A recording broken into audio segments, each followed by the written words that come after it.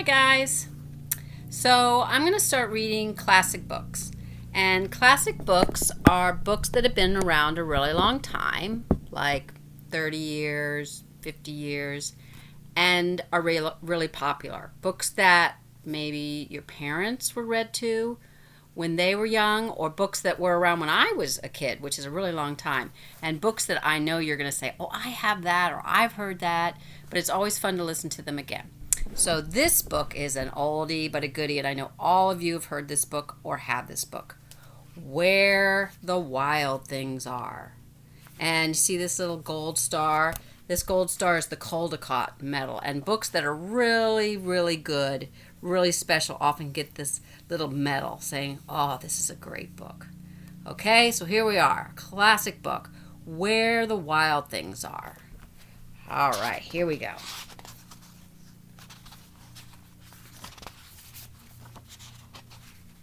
Where the Wild Things Are. This is the title page.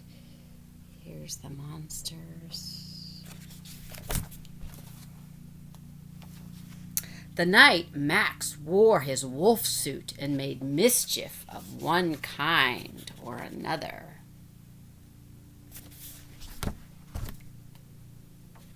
And another.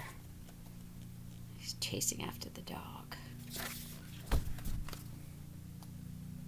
His mother called him Wild Thing, and Max said, I'll eat you up. So he was sent to bed without eating anything.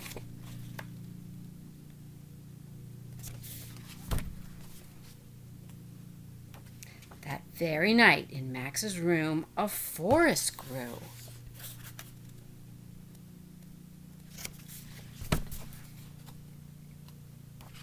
And grew.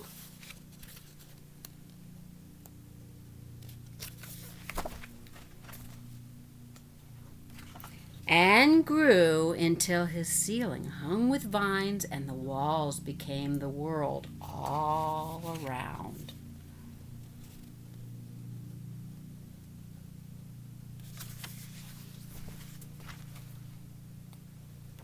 And an ocean tumbled by with a private boat for Max, and he sailed off through night and day. And if you look, the boat has Max's name on it. So he sails day and night.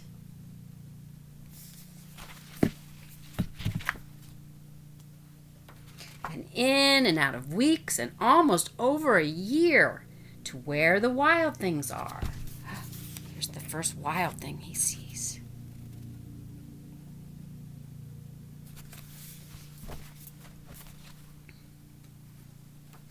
And when he came to the place where the wild things are, they roared their terrible roars and gnashed their terrible teeth and rolled their terrible eyes and showed their terrible claws.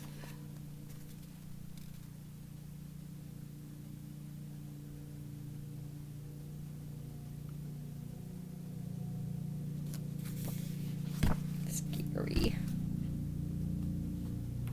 Till Max said, be still, and tamed them with the magic trick of staring into all their yellow eyes without blinking once, and they were frightened and called him the most wild thing of all.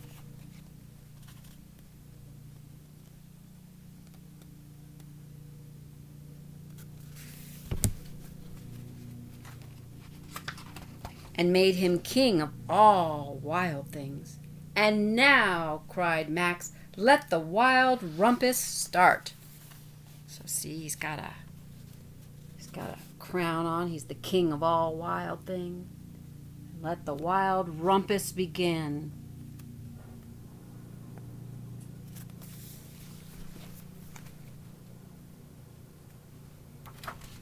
So here they are. They're going crazy. How many of you do this at home, jumping on your bed, dancing to songs? They're doing their wildness. Up, now they're hanging from trees.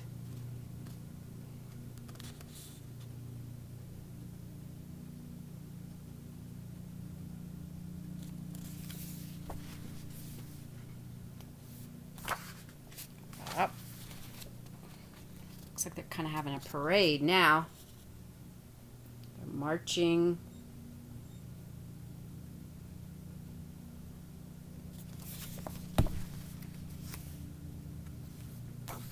Now stop, Max said, and sent the wild things off to bed without their supper. And Max, the king of all wild things, was lonely and wanted to be where someone loved him best of all. Then, all around from far away across the world, he smelled good things to eat. So he gave up being king of where the wild things are. So all the wild things are falling asleep, but he's feeling lonely.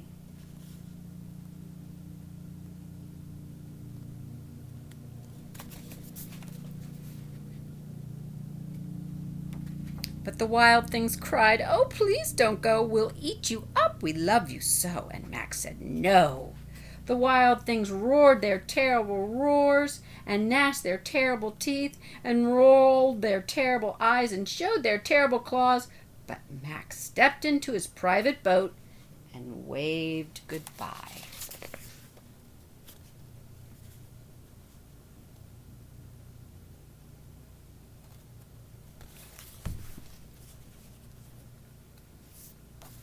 And sailed back over a year and in and out of weeks and through a day.